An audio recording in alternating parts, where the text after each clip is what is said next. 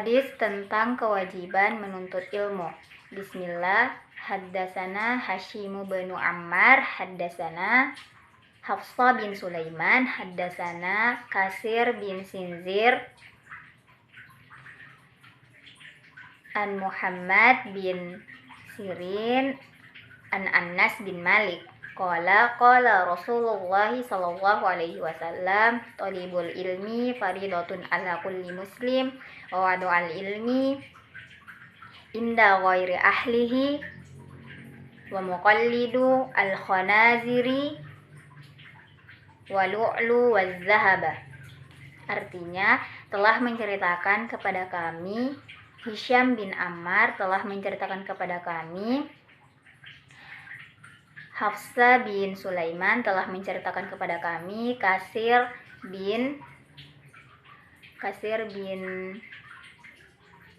Sinzir dari Muhammad bin Sirin dari Anas bin Malik. Rasulullah bersabda, menuntut ilmu adalah kewajiban bagi setiap muslim, dan orang yang meletakkan ilmu bukan pada ahlinya, seperti seorang yang mengalungkan mutiara, intan, dan emas ke leher babi.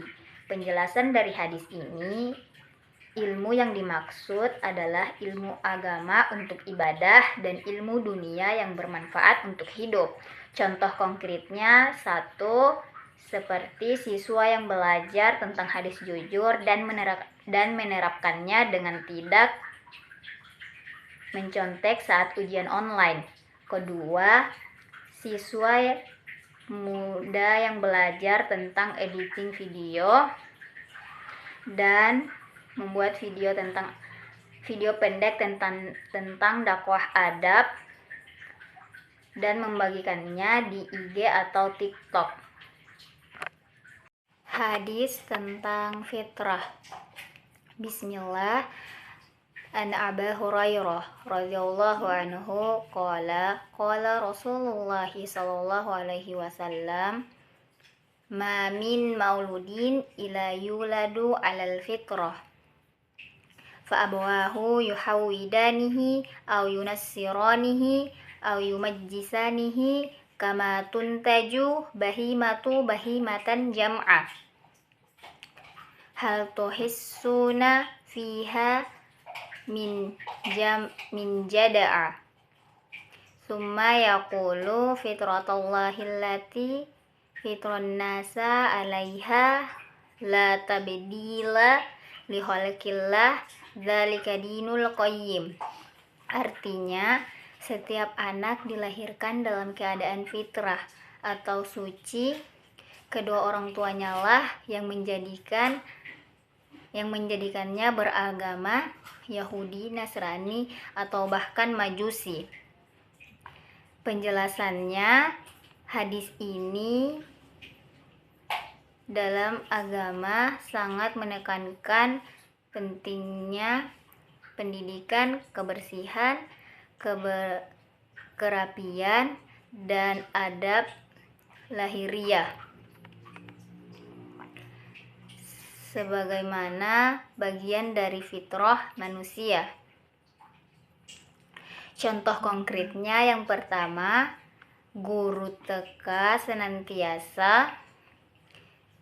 senantiasa cek kuku setiap siswa Senin pagi dan mengajarkan cara memotong kuku yang baik dan benar. Dan kedua orang tua mengajarkan anak yang sudah balik untuk khitan sebagian dari kebersihan tubuh. Hadis tentang metode pendidikan Islam.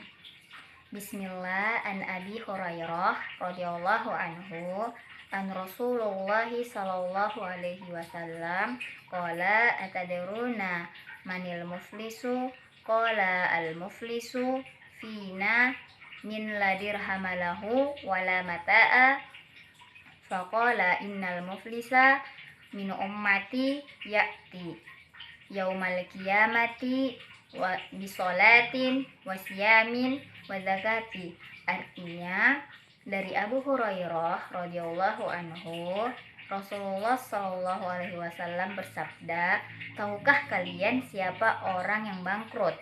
Mereka menjawab, "Orang yang tidak memiliki harta." Rasulullah bersabda, "Sesungguhnya orang yang bangkrut dari umatku adalah orang yang bertemu pada hari kiamat dengan sholat, zakat, puasa, tetapi ia juga mencela, menuduh, dan menzolimi orang lain." Hadis riwayat Sahih Muslim. Penjelasan dari hadis ini bahwa guru jadi fasilitator bukan hanya satu-satunya sumber ilmu. Siswa diajak berdiskusi tanya jawab dengan mencari jawaban. Kemudian contoh konkretnya seperti di dalam kelas. Yang pertama itu contohnya di dalam kelas, guru bertanya kepada siswa, bagaimana sifat jujur? Kemudian siswa menjawab bebas. Terus guru bertanya lagi, dan siswa mencoba menyimpulkan atas jawabannya.